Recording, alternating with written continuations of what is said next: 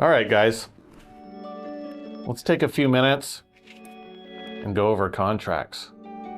Here we have clearly two different size and style of contracts, or we refer to as agreements. So here is a standard contract that we use on all of our projects, no matter if it's $2,000 or $2 million. This is a standard form here. And this is basically holding the general contractor and the owner in agreement on what work will be done, when it will be done, and at what cost. Scope of work, right?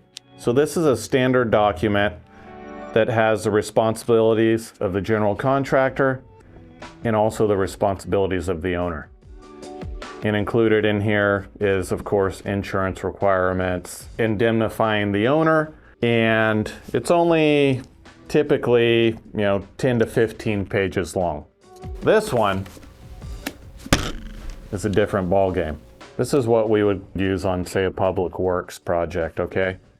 This is a much more detailed agreement that has all the duties and responsibilities, including penalties for each party if something within, let's say, the scope of work changes, if there's any delays, notification requirements, insurance requirements, so on and so forth.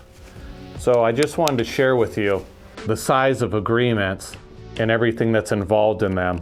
I won't bore you with going through the details of something like this, but I can tell you a contract like this can make or break you, sink or swim, because there's nothing that's excluded from here as far as duties and responsibilities of all parties involved and what they're required to do in different situations as you're going along through the project.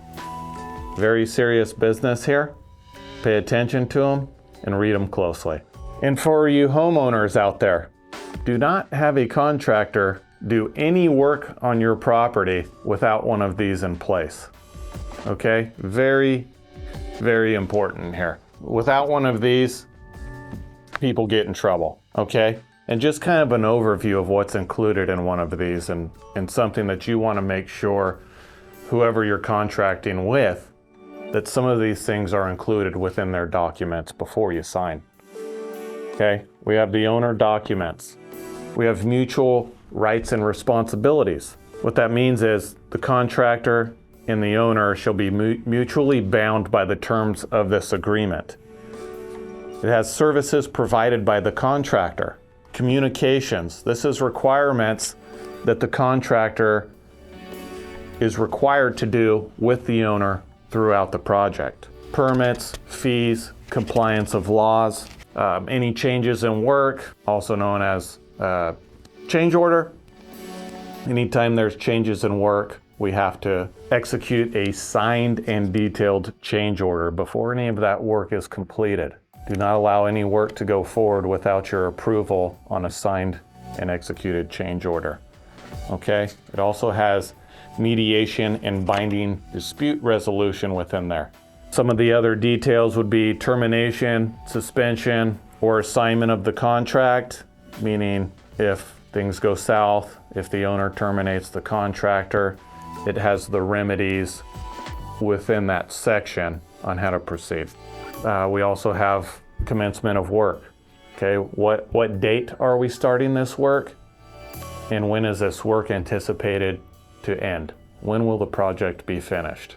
Right, those are two very important pieces right there. When are you going to be here and when are you going to be done? So once we get the contract signed, we have our notice to proceed date, and that's when we mobilize on site and get things rolling.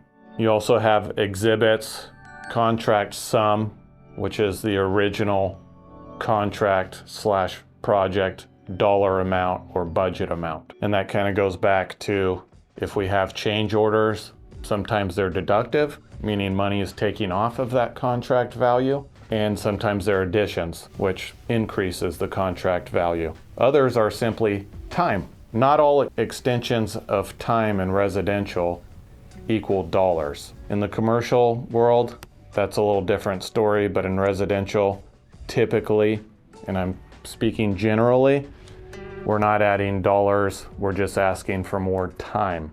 Let's say bad weather, material delays, things like that. But if you're working with a good general contractor and good subcontractors, all materials should be procured well in advance of the day that they're needed according to that schedule. And so there should be no delays on procuring material.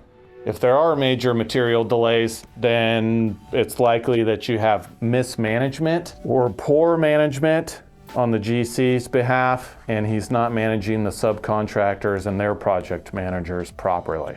We have progress payments, which the progress payments align with the schedule, and as we hit milestones within that project, let's say framing is done, and within that schedule and the progress payments, we would have a milestone there that says X amount of dollars are to be paid upon completion of each task.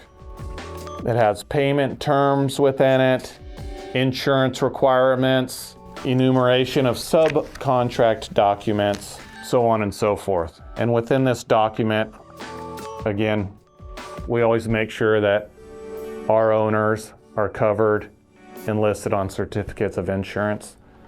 That way everyone here is protected. There's no exposure and there's no liability for our ownership because everyone is covered through Sage Construction Insurance. And then every subcontractor also have their required insurances that list all parties as additionally insured. That way we're covering everybody here, minimizing the risk and maximizing our efficiencies.